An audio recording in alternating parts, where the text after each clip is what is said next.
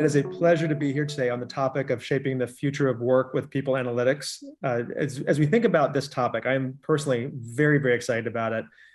People analytics has been in the spotlight, perhaps never more so than in the past 2 or 3 years.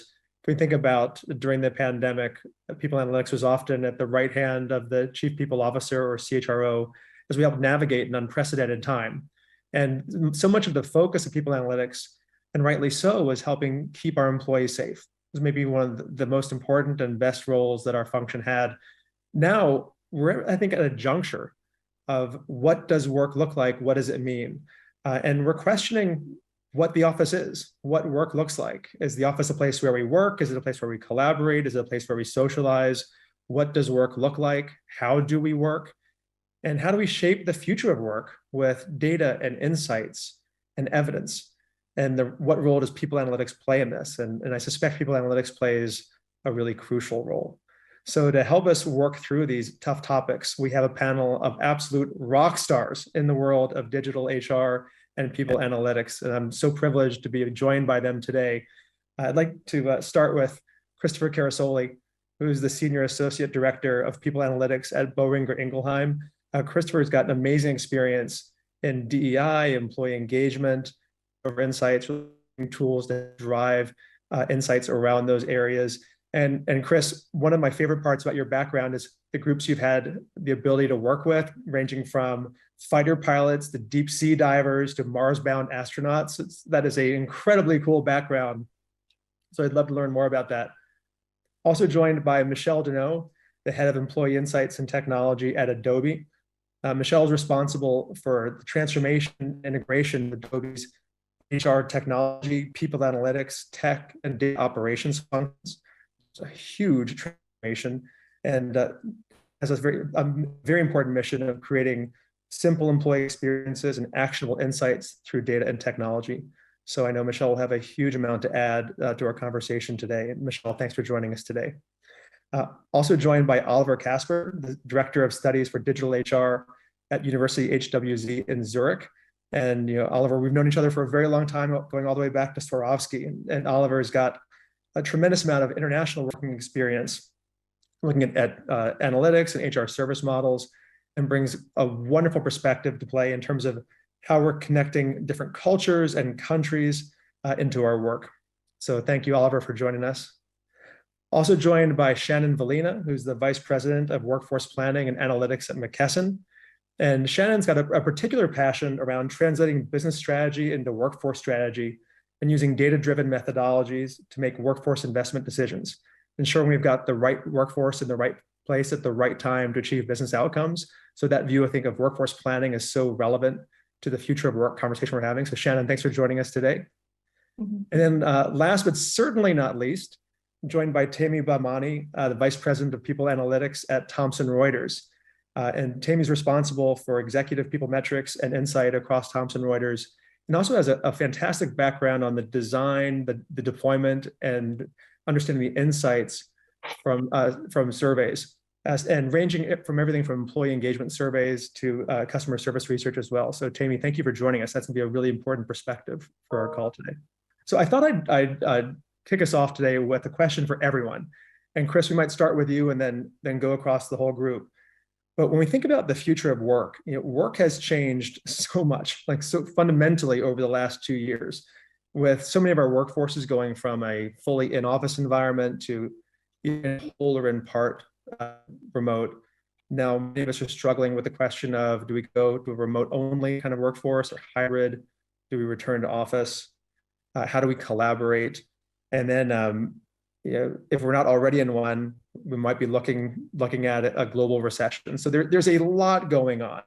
And kind of what I wonder for each of you, and Chris, we'll start with you on this, is as you think about the future of work, what's the top challenge that you see coming down the pike? Yeah. Thanks, RJ. And again, glad to be here with a rock star panel, right? So I think that is a top question is really what are some of the challenges we're facing? And so I think probably the biggest challenge in a lot of this, it's not the data, it's the mindset of management, right? So, there's a mindset that presence equals productivity, and that's just ingrained in a lot of our assumptions around leadership and our assumptions about employees, right?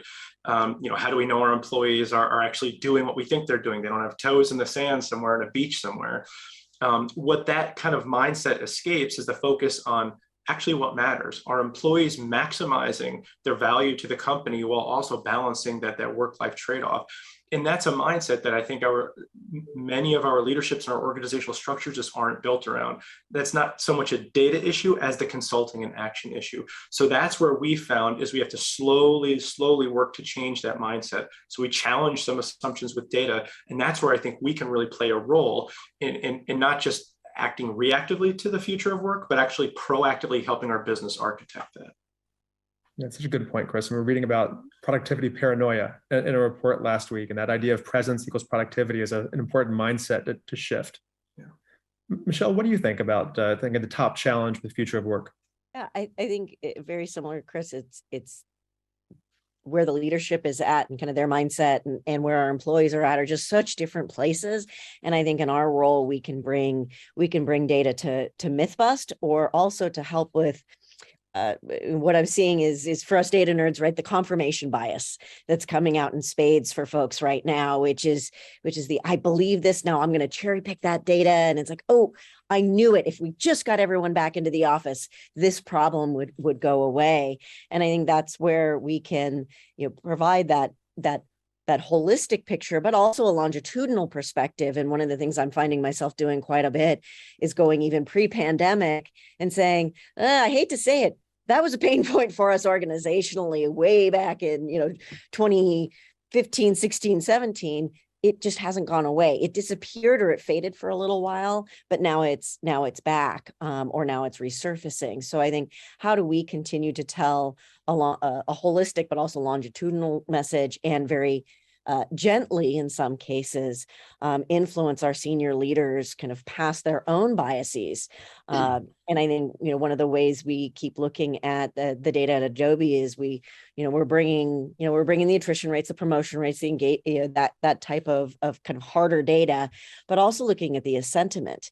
And when I see sentiment that is just rallied, highly engaged, passionate about digital experiences and bringing them to the world, I'm not worried about people who out at the beach, right, goofing off, or those worst fears that come out with the productivity paranoia. And I think that's another story we can tell is, look, our employees are engaged and excited and passionate about the culture and the company. Now, how do we leverage them in a variety of different ways, whether that's remote, hybrid, in the office, whatever it looks like? Yeah, I love that point, and the idea of myth busting, which seems to been a classic role of people analytics for so long, Michelle. But you added that point that's so important. I think sometimes we miss is gently influencing, right? Gently, yes, it has to be gently sometimes. Yeah, Oliver, I'd love your thoughts. What are some of the top challenges you see as we think about this idea of the future of work? I think this is super exciting, right? I think a people analytics function, we should help designing the best workforce to support business strategy in the end and to make our people happy. So this should be the ultimate goal. And there are lots of dimensions from my point of view. And it's quite, it's a big variety. This can be things like looking on skills, right? Looking, actually, we know, for example, technology will come, it will be development. Everybody's talking since a year or two around skills. How can we support this from an analytics point of view when we design the future? But this other thing, how do we design actually our organization? This is actually remote, in the office, outside of the office, but also, do we have agile ways of working? Do we have waterfall, hierarchical? How do we organize literally work? This is also a way where we can contribute from a people analytics point of view. Then also, I think leadership is important, where we also contribute, right? Leadership change, the expectations of the younger population is completely different. And then last but not least, also we can help, if everything's clear, to support also cultural change, in which direction we go. So the idea is to provide strategic impact to the future of work. I think in this dimension, we have so many super exciting things to do and to support our senior executives with data. And actions. The action point is key. Oliver, I'm excited thinking about it though, just that idea of design and designing not just the workforce, but the organization itself. And how do we react to that? It's such a good point. And Shannon, going to you, I heard the workforce point, and designing the workforce. What do you think of in terms of the biggest challenges we're seeing with the future of work? Feels like there's still a lot right now. It feels like we kind of came out of this pandemic and we got a little bit launched out of a rocket, and the pace of change is quite incredible. And we're trying to figure out where should we focus and how do we find balance. I think over the last decades or so, we've seen really big pendulum shifts with remote work and coming back into the office. And I'm really hoping with this round that we will find some sort of balance and stick to it and get away from those big shifts. From the external labor market perspective, this is a dynamic labor market. And so we really have to think very carefully about how to structure the workforce and where are we going to find talent and what does that talent look like? And how do we want them to behave? And are there any untapped talent pools that this market might open up for us? So I think there's quite a lot going on, and it's really an exciting time because analytics is at the heart of all of it. That's excellent. That's a great point. I love the idea of untapped talent pools, especially when we think about skills and skill adjacencies. It seems like so many people are talking about skills now. But it's a very difficult thing to get our hands around, from a data perspective. And Oliver, your point, from an actions perspective, what do we do with it? Excellent call outs. And Teymy, I'd love to bring it to you. So when we think about the future of work, what's a top challenge you're seeing?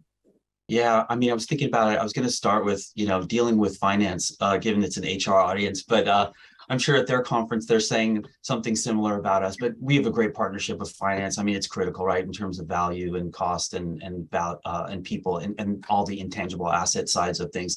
But I think, coming back to the collaboration piece, I know that's something that we're really excited about, like kind of learning more and understanding, how can we sort of take advantage of some of the trends that we see.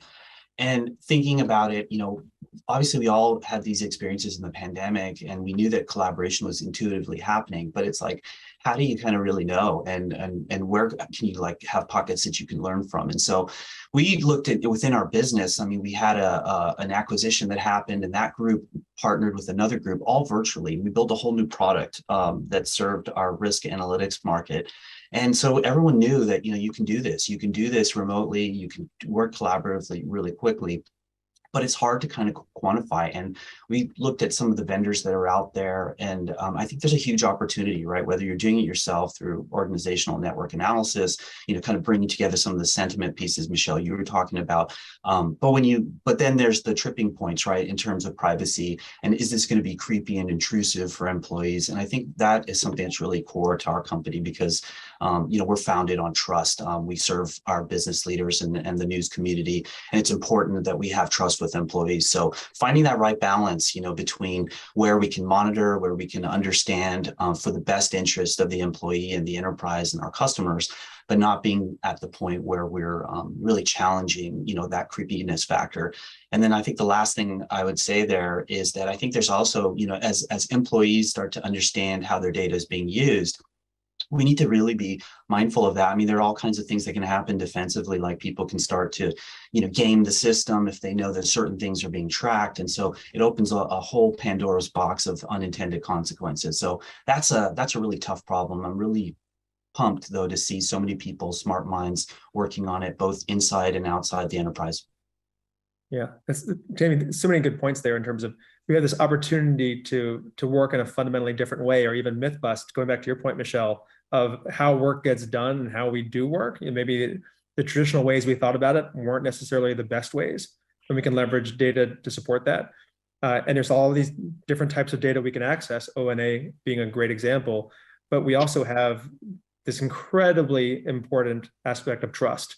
This trust that employees have vested in us that we need to protect and be careful of. And so as I think back upon kind of everything you all shared just now, these themes of productivity come up, connections and collaboration, trust and data privacy. I think we should touch on all of those during the rest of the panel and kind of dig into them a little bit, because those are meaty topics. And it seems like, if we jump into that first one, it seems like in so many conversations, when we think about the future of work, a topic that often comes up is productivity. And I love, Chris and Michelle, what you were talking about in terms of productivity paranoia, or that, this kind of feeling or concept that productivity equals, or presence equals productivity. And I was struck in the Microsoft Workforce Trends Index report that came out last week, this disconnect that you all were getting to, that something around 85% of leaders felt that hybrid work made it more difficult to understand whether their teams are being productive, and yet 87% of employees feel they're very productive right now at work. And so maybe Michelle, we can start with you and then talk about it a little bit. How are you thinking about or even measuring productivity? It's such a difficult concept to get our hands around, especially outside of sales and those easier to quantify types of roles. Yeah, absolutely. And you're right. It's something that we've been wrestling with in the people analytics field, feels like forever, of, well, what do we mean by productivity? And the way we're thinking about it is at Adobe, as we shape our frameworks, it's kind of almost on one side of the coin, we have the individual smaller team productivity. And the way thinking about that is, are you connected with the right people? Are you clear about what work you need to be able to do? Are you delivering on that work? Do you have the right connections to be able to do that? And it's connections regardless of, is that an in-person connection? Is it a virtual connection? Adobe, like many other companies, big global company, we're geographically distributed no matter what we're talking about, hybrid and remote. I don't sit in the same location as my manager. So we have to work virtually in some regard. So how do we think about that on a more individual team level and make sure that employees are focused and energized and connecting in the right way, all to deliver? And then on the other side of the coin, I think about almost the organizational productivity. And there it starts to become more about, do we have a healthy org structure, right? We did an analysis that was like, how many manager changes have you had in the last year? And we found a few folks who had double-digit manager changes in 1 year. And I think just from an organizational perspective, you really question, can you be productive if you're changing managers more frequently than once a month? You're not going to be able to be productive. So thinking about organizational health as one dimension of org productivity, also that energy and passion and engagement we see from employees, focus and alignment on goals and the cross-functional teams.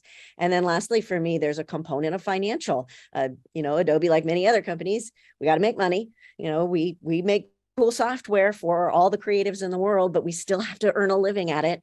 And we need to understand that impact to the financials as well. So when I think about productivity, it's that individual and team and those dimensions there. And then on the flip side of the coin, it's the organizational productivity with several dimensions kind of tied in there. And it's really this is where it gets a little less science and a little bit more art to say, are we balancing all of those things? In my consulting days, I'd seen companies lean very heavily into the financial productivity. It's like, guess what? You can make revenue per FTE go up really high by laying off half your company.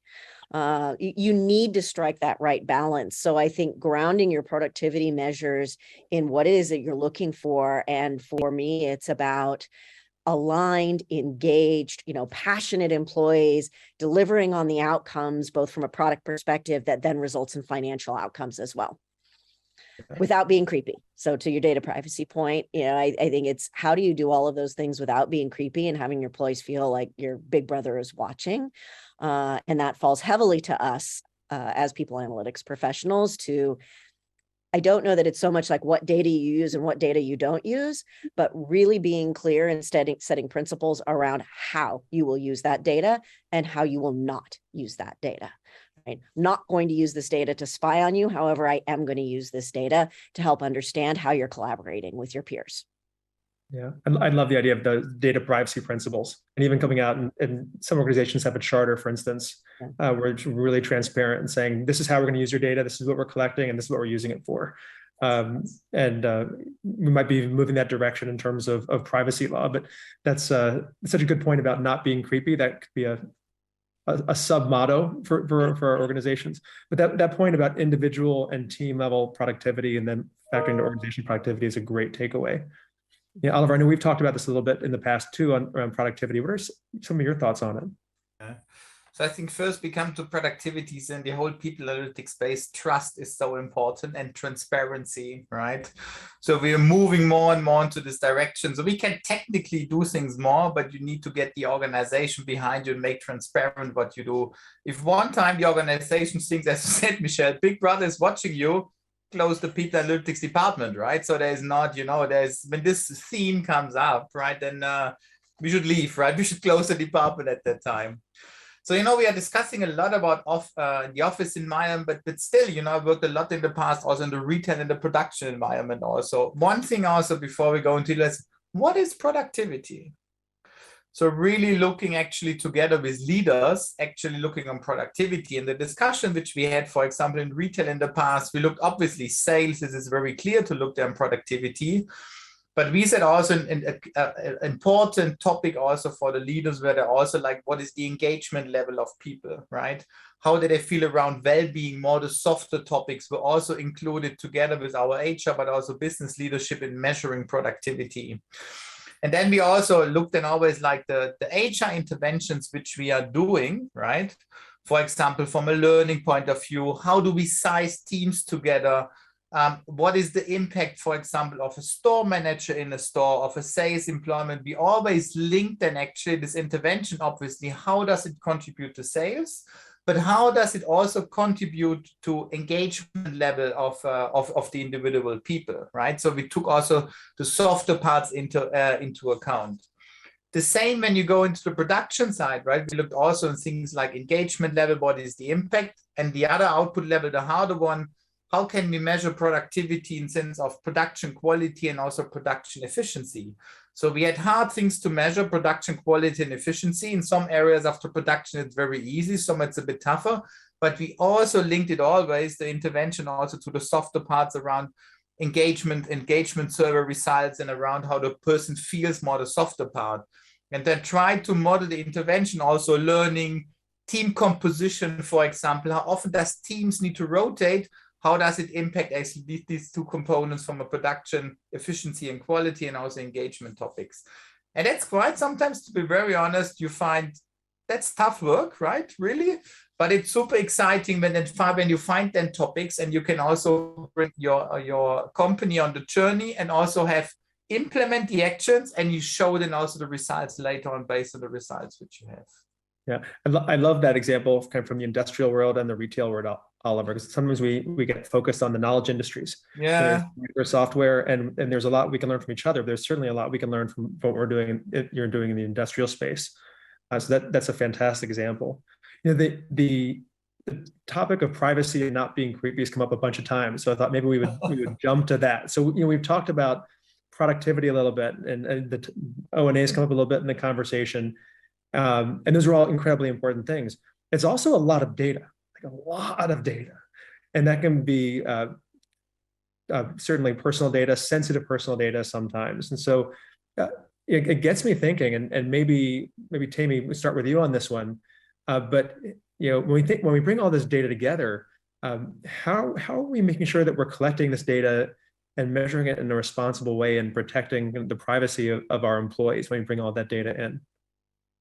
Yeah, so, I guess I'm fortunate because at Thomson Reuters, we have this thing called trust. I was referencing earlier, it's our trust principles. And essentially, when we went on this, we were publicly listed, we had some really prescient directors and shareholders who thought about, like, how do we safeguard, our independence and integrity, and to avoid any bias from individual interests. And so that's been baked into our DNA. So we've been really leaning on that as a way forward. So it focuses on a lot of like common things that now are starting to become more useful in our space. And we've also got a central data and analytics organization that we've built together that acts as like a hub and a spoke model. So if you think of our people function as one of the spokes, there are other colleagues that we have across marketing, and other analytical functions. And so we've all come together and we've aligned on 8 principles for all of these things. And it covers the gamut from, security, privacy, human involvement in models and bias and accountability, explainability.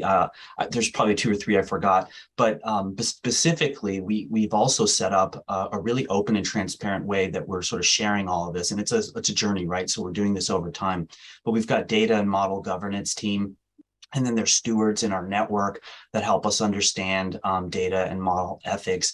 And we have a model registry, so we're putting all of these models out there. And then the cool thing is that in terms of transparency, this isn't hidden behind like just the data and analytics team. It's totally open. We're not hiding anything, and anyone in our company can decide that, hey, I want to be a data and model governance ambassador, and then can learn what's happening. So I think that's been one thing. And then of course, obviously within our narrow team, we really are pushing ourselves to be at the forefront of data privacy, security. And so, not to be creepy, to be as open and transparent as possible. And we're embedding that in everything we do. So we have a standard data and analytics policy that all employees in our company, back to these trust principles, are required to really understand and embrace. And then we have our own within our people analytics function too, that goes beyond that and goes into like data security, hygiene, like what are best practices and how to kind of really show people how they should be operating, in an environment where you've got people at different levels of digital fluency. That's excellent. I love that idea of having trust principles. And we talked that earlier of having that out there, but then also having those ambassadors through the organization as well to help support that and embed it. Teymy, that's a brilliant example. So let me shift gears a little bit. We've talked a little bit about productivity. We've talked about collaboration a bit. We've talked about the importance of trust and privacy and how do we ensure that.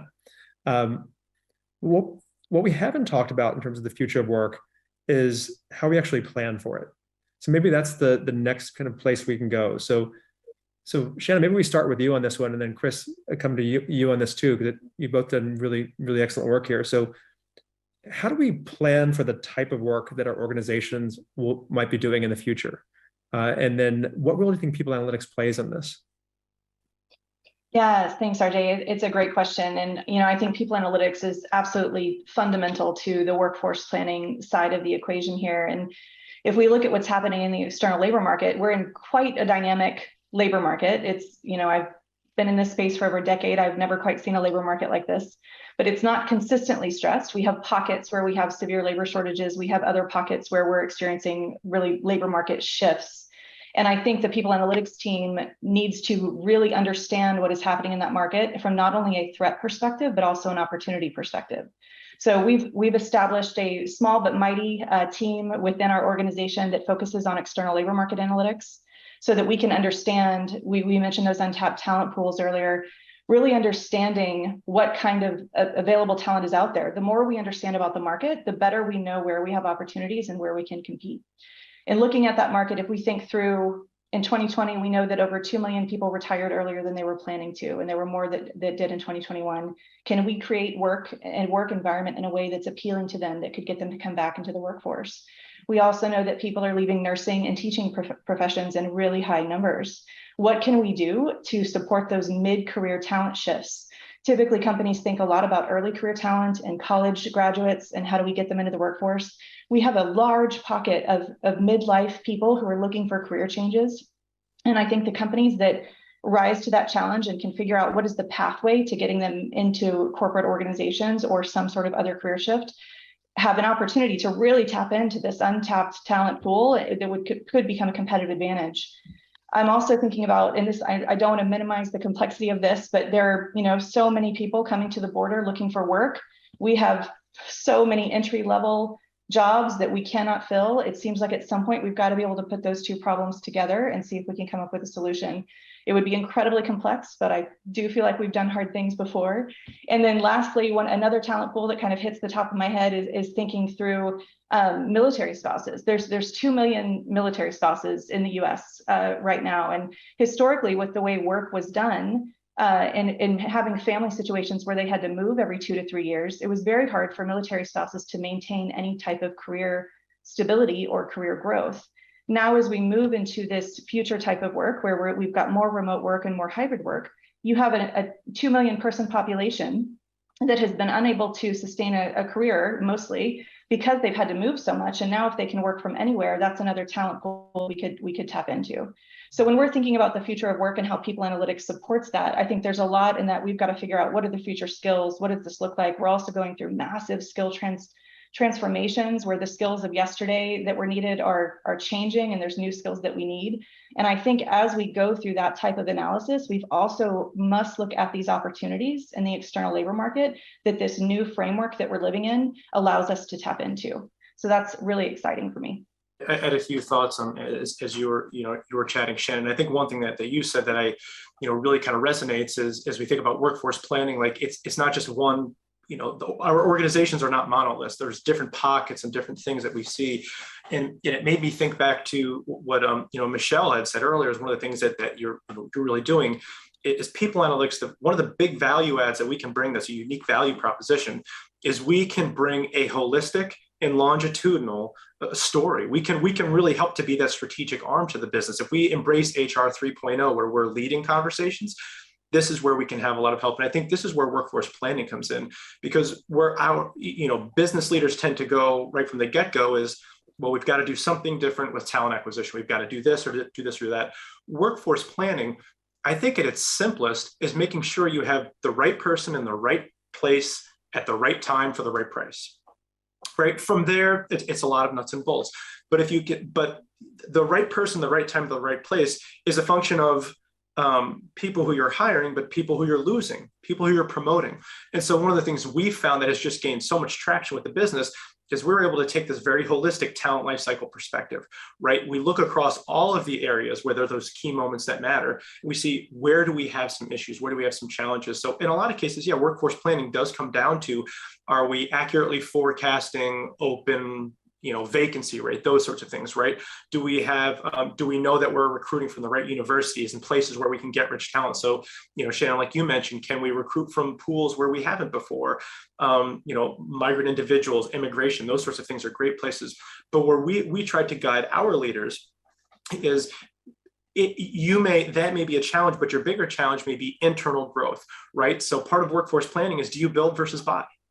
Right. And there isn't a right answer, but we've found that the business hasn't always necessarily made a very articulate, conscious decision on that mix.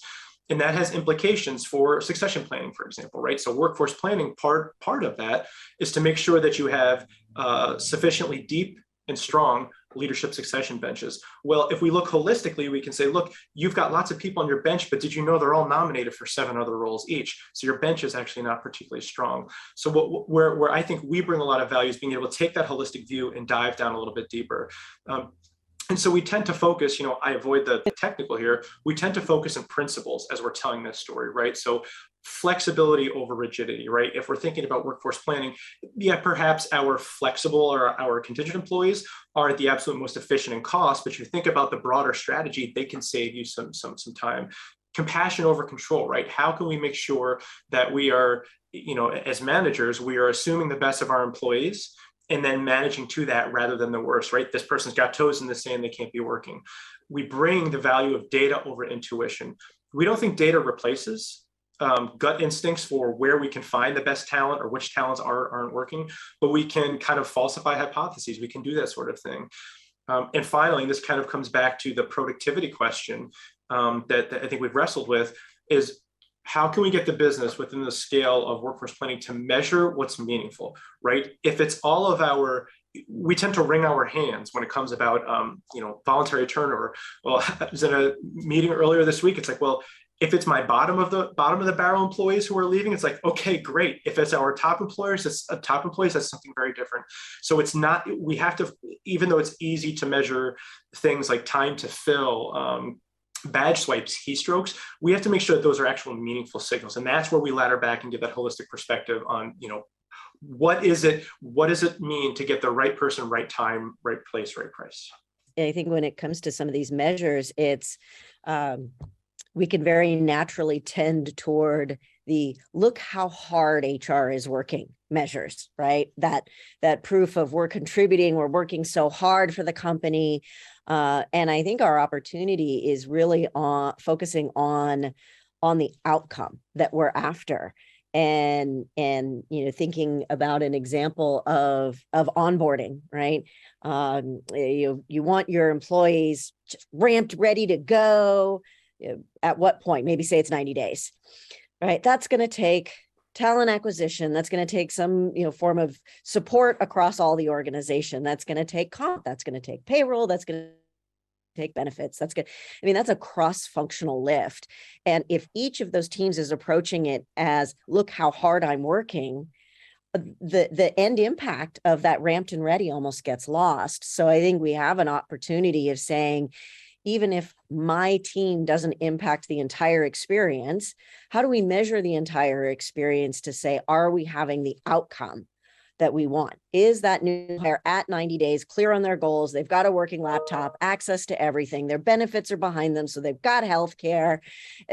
All of those things should be taken care of. And it doesn't matter who did it, right? That if we're having the right outcome, it doesn't matter who.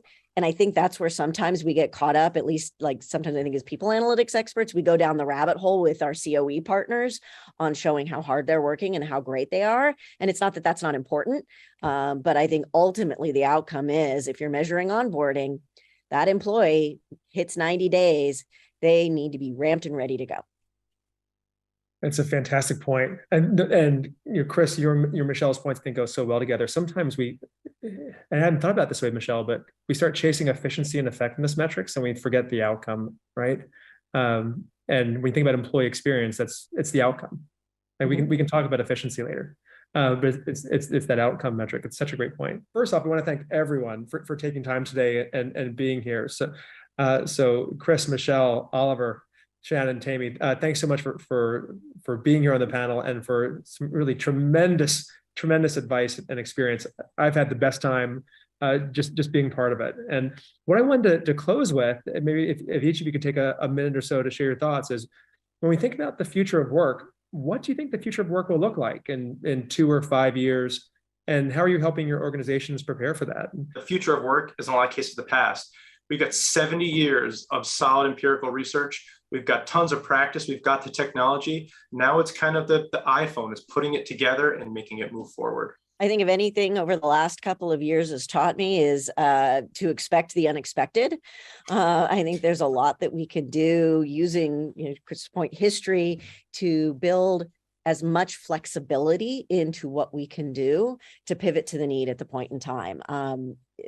I think in a lot of our industries, we don't know what 3-5 years is going to look like, but we have a whole history and skills that we can pull from to help measure it, understand it, and drive decision-making with the business, no matter what pandemic, war, whatever comes our way, recession, and some good stuff too, I hope.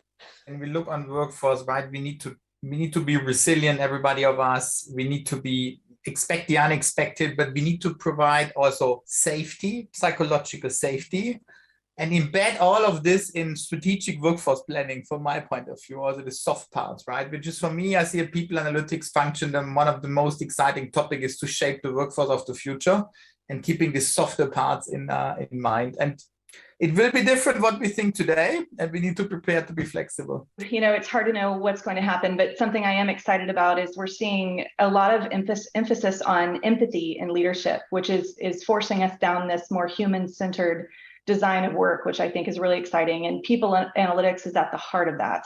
So the better you understand people, the better you can build organizations where people can thrive. And so what a time to be in this space. So it's really exciting. I can't wait to see what's going to come. I'm just super excited. I mean, not since the 40-hour work week, has there been this much change? And so I think there's a lot of potential. If you look back 5 years ago, there was a hurricane somewhere in Florida, just like there was this year. There was a war somewhere in the world, just like there is now. And so some things change and some things don't. And I think the thing that really intrigues me is that the definition of how you think about the enterprise, your social network, or collaboration inside the company, seems like we're doing a lot of it outside. And the definition of you and bringing your work self to work, or your true self to work, it's kind of slipping across the boundary of the corporation that you work for. It's on LinkedIn, you're taking courses in Coursera, it's just really fascinating to see how that's going to look. You know, are we all going to be sort of virtually collaborating in these like WeWork type environments, and the boundaries of the company that you work for, your customers are all kind of like spilling over each other? I think that kind of is really exciting. And I think there's a lot of interesting work that's being done in that space that could really change things in 5 years.